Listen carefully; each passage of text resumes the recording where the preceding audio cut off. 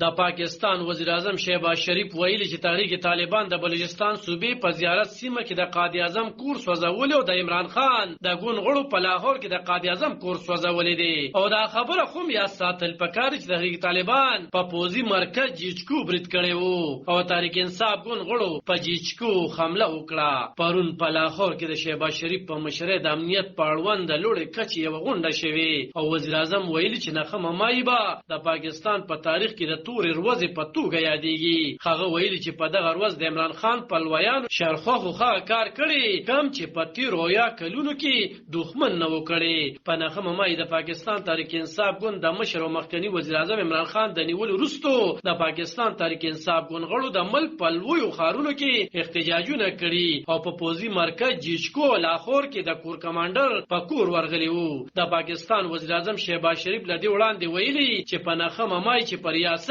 او ریاستي ادارو حساس ودانو کمی حملې شوي دا د عمران خان د یو کال د ویناګانو نتیجه ده. وروسته وزیر اعظم شهباز شریف په مشرۍ د ملي امنیت کمیټې په غونډه کې د نخمه مای پیوته ناوړه ویل او زیاته کړه چې کمیټې په دغه پیو کې منصوبه بندي کوونکو او خلکو راپارونکو په ضد د پوزي قانون لاندې د مقدمو چلولو تایید کړی دی. پاکستان تحریک انصاف ګوند ویلي چې په نخمه مای د آئین او قانون لاندې پرم نه احتجاج کړي وو. د تحریک انصاف ګوند مشر او مخکنی وزیر اعظم عمران خان په رستو کې ویلي کو د نخمه مای په پیو کې د ګوند خلک کړوي نو د هغو په نیولو کې به ګوند مرسته کوي. دوی ته په دغه اړوند شواهد ورکړي شي. نو موري ویلي چې حکومت ورسره بدنیتي کوي او د هغه د ګوند ختمولو خسر روان دي. په پرونه غونډه کې شهباز شریف ویلي چې د نخمه مای منصوبه جوړونکي سہولتکار او حمله کوونکي به د قانون منګلو ته راکش کولی شي. هغه زیاته کړي چې په تاده کې قانوني تقاضې د پامه غورځول نه دي پکار او حمله کوونکي دې په ګوته کړی شي